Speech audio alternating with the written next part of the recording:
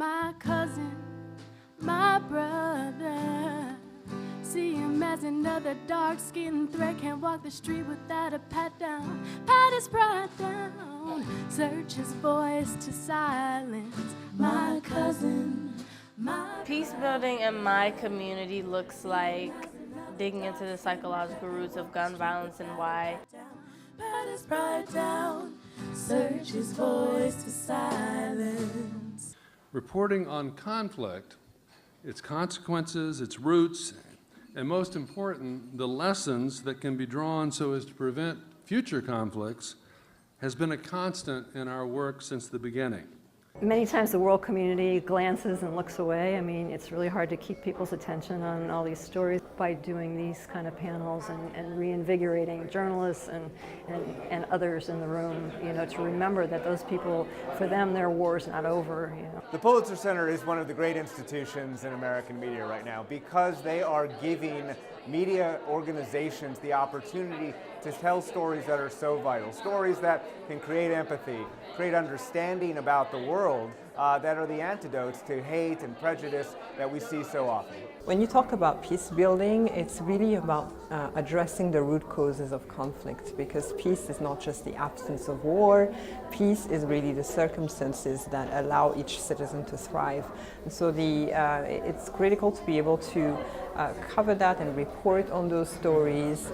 By doing so, then we share a broader narrative for peace. What cuts across all the work we do is a commitment to addressing the underlying causes of the crises that do make the headlines. Many of you have been with us throughout the day and have heard from an incredible group of speakers about conflicts both far and near. From the horrors facing the Rohingya in Myanmar to injustices happening within our own borders. When you start writing about women as victims, it is extremely hard for your readers or your audience to get to the point of these strong women. We are trying to find pieces from overseas that are written by people native to those countries, ideally women. We're trying to find freelancers or people of color. The Pulitzer Center can provide that linkage, can be the connective tissue between us in Washington and that reporter in Colombia or in Lebanon or Syria or South Sudan that we otherwise would have no way of reaching. It's really exciting to come to a conference like this because it lets me connect with other journalists who are working through the same kinds of problems or issues or coverage challenges or inspirations. I went to Jordan last year as a Pulitzer grantee. They connected me with reporters on the ground from the Associated Press. I have been just amazed and astounded by the amount of networking I've been able to do here. I've met reporters from the New York Times, from the Atlantic. I've actually approached someone already and pitched my thesis project to them. The current atmosphere, which is filled with talk of fake news and alternative truths and attacks on the media, only strengthen the importance for news coverage of conflicts near and far that you do. But I would argue that, you know, it's primarily the editor's initial responsibility for safety, and I'm going to echo Tom, and this isn't a great situation, but often I say no to assignments.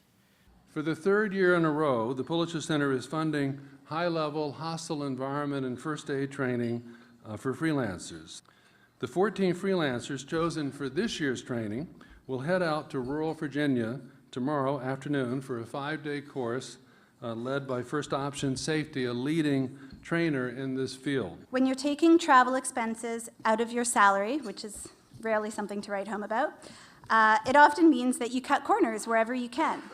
Maybe you choose not to hire a driver with a car who can take you out of a possibly dangerous situation, for example.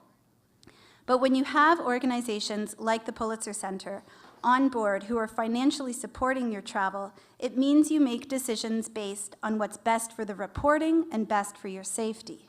The Pulitzer Center, not only does it reinforce the reading, the writing, the research in the classroom, but also they bring in journalists to actually talk about the story, talk about the backstory, how they develop the story, and that helps the students develop a framework for sharing their own story.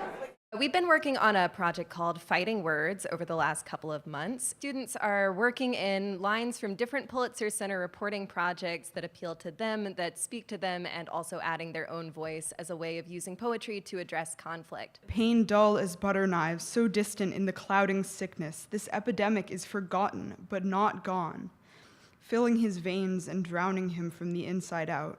So he builds a new glass closet. For me, art is about expanding access, as well as helping to complicate issues that we've polarized, perhaps, in our understanding of them. Trying to take it away from a place of black and white sort of points of view, and to show us where there may be unexpected overlap and unexpected sort of agreement and convergence. I am, as an editor, genuinely always looking for what are the stories that I have not heard. Not the stories that have been told, but what are the stories that actually just have not yet been found. When we meet as journalists at a conference like this and talk to one another, we're able to connect patterns and generate stories that really may just not have been told yet, and I think that that's incredibly valuable. There's a vital connection between the work that the media does and what happens in circles of government. And we've seen this time and again reported out, particularly when it comes to instances of mass atrocity, where it's not that government necessarily doesn't know what's going on, it does, but it will take public reporting of it out to build pressure to push that issue up on what is already a crowded policy agenda. It was a great mix of people. You had journalists, you had activists, a nice cross-section of society. I think there was a couple of teenagers, and I think this is what's necessary to spark debate within sectors that don't often intersect.